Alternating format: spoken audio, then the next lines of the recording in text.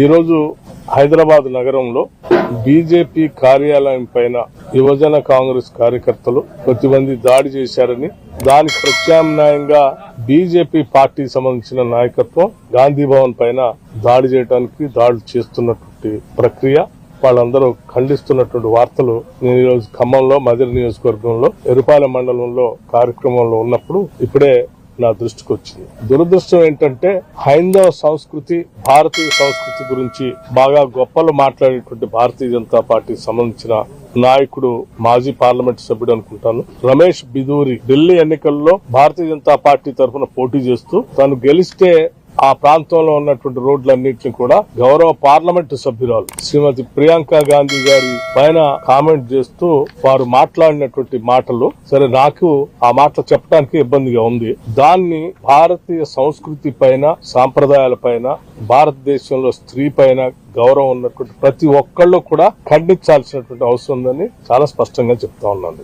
Bharatiya Janata party కూడా వారి యావత్ నాయకత్వం, దేశంలో ఉన్న నాయకత్వం అంతా కూడా ఈ దేశానికి క్షమాపణలు చెప్పి ఇటువంటి దిగజారుడు పరిస్థితుల్ని, దేశ సంస్కృతిని దిగజార్చే విధానంలో భారతీయ జనతా పార్టీ పోలుతున్నది సిగ్గుపడాలి. ఇది దేశవ్యాప్తంగా ఉన్నటువంటి ప్రజలు భారతీయ జనతా పార్టీకి సంబంధించినటువంటి వాళ్ళు కాకుండా మిగతా వాళ్ళంతా ముక్త కంఠంతో ఖండించారు. ఇది స్త్రీ పైన గౌరవం ఉన్నటువంటి వాళ్ళు, దేశం కోసం త్యాగాలు చేసి ప్రాణాలు అర్పించినటువంటి కుటుంబాలకు సంబంధించినటువంటి గౌరవ పార్లమెంట్ సభ్యురాలు గురించి ఆ రకంగా మాట్లాడటం అనేది ఈ దేశం మీద ప్రేమ, భక్తి ఉన్నటువంటి వాళ్ళు ఎవరు కూడా జీర్ణం చేసుకునేటువంటి పరిస్థితుల్లో లేరు.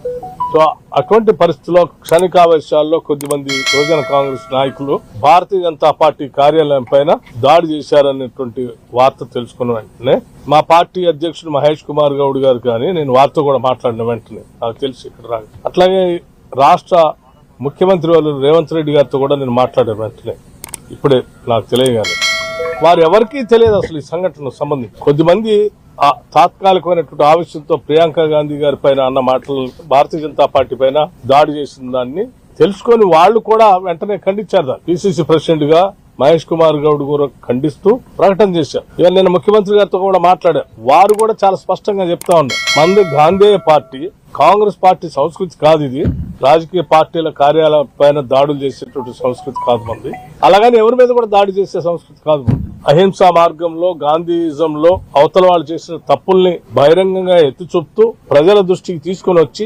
ప్రజాస్వామ్యంలో తప్పు చేసినటువంటి వాళ్ళని ప్రజాక్షేత్రంలో దోషులుగా నిలబెట్టడం తప్ప భౌతిక దాడుల్ని ఎప్పుడు కాంగ్రెస్ పార్టీ ప్రోత్సహించదు. అట్లాగే కాంగ్రెస్ ప్రభుత్వం కూడా ప్రోత్సహించదు. ఈ రాష్ట్రంలో ఇందిరమ రాజ్యం ప్రజాప్రభుత్వం పాలన చేస్తా ఉంది. ప్రజల ధన, మాన, ప్రాణాలను కాపాడేటువంటి బాధ్యత మా బాధ్యత.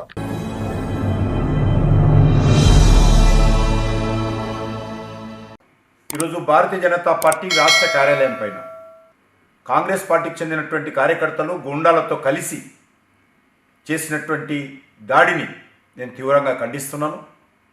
పోలీసులను వెంట తీసుకొని వచ్చి బీజేపీ ఆఫీసు మెయిన్ గేట్ వరకు వచ్చి అక్కడ ఉండేటువంటి కార్యకర్తలను కర్రలతో, రాళ్లతో దాడులు చేయడం, బీజేపీ ఆఫీస్ పైన రాళ్లు వేయడము, ఇది పోలీసులు ప్రేక్షక పాత్ర పోషించారు.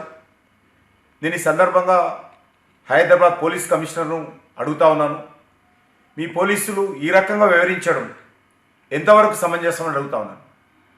భారతీయ జనతా పార్టీ కార్యకర్తలను తలను పగలగొట్టడం, రక్తం వచ్చే విధంగా రాళ్లతో, కర్రలతో కొట్టడం, ఇది ఎక్కడ సమంజసమని అడుగుతా ఉన్నాను. భారతీయ జనతా పార్టీ తలుచుకుంటే కాంగ్రెస్ పార్టీ కార్యకర్తలు రోడ్ల మీద తిరగలేరనే విషయాన్ని సందర్భంగా హెచ్చరిస్తా ఉన్నాను. కాంగ్రెస్ పార్టీ ఇంతవరకు ఇంకా వాళ్ళకు బుద్ధి రాలేదు. దేశంలో ఉన్నది 3 రాష్ట్రాల్లోనే, ఆ 3 రాష్ట్రాల్లో కూడా ఎలక్షన్స్ అయితే 3 రాష్ట్రాల్లో కాంగ్రెస్ ఓడిపోయే పరిస్థితి ఉన్నది. రోజు రోజుకు కనుమరుగవుతున్నటువంటి కాంగ్రెస్ పార్టీ పూర్తిగా నిరాశ నిస్పృహలతో ఈ రకంగా భౌతిక దాడులు చేయడం అవుతున్నదో ఎట్టి పరిస్థితుల్లో ప్రజలు క్షమించారని సందర్భంగా మనవి చేస్తున్నాను. భారతీయ జనతా పార్టీ కార్యకర్తల మీదనో, కార్యాలయం మీద దాడులు చేసినంత మాత్రాన మేము కాంగ్రెస్ పార్టీ యొక్క అవినీతి కుంభకోణాలను, కాంగ్రెస్ పార్టీ యొక్క ఇచ్చినటువంటి హామీలను ఎట్టి పరిస్థితుల్లో మేము ఆగే ప్రసక్తి లేదు. మీరు ఇచ్చినటువంటి గ్యారంటీల వైఫల్యం పైన ఖచ్చితంగా ప్రజల మధ్యకి వెళ్తాము. మీరు ఎంత దాడులు చేసుకున్నా కూడా వెనుకడుగు వేసే పరిస్థితి లేదు. మేము జాతీయ పార్టీగా మేము కొన్ని నియమాలు పెట్టుకున్నాము. ఖచ్చితంగా కార్యాలయాల మీద ఈ రకంగా భౌతిక దాడులు చేయకూడదని నిర్ణయించుకున్నాము. మీరు ఈ రకంగానే చేస్తే తప్పనిసరి పరిస్థితుల్లో భారతీయ జనతా పార్టీ కూడా నిర్ణయం తీసుకున్నట్లయితే రాష్ట్రంలో శాంతి భద్రతల పరిస్థితి ఎదురవుతుంది.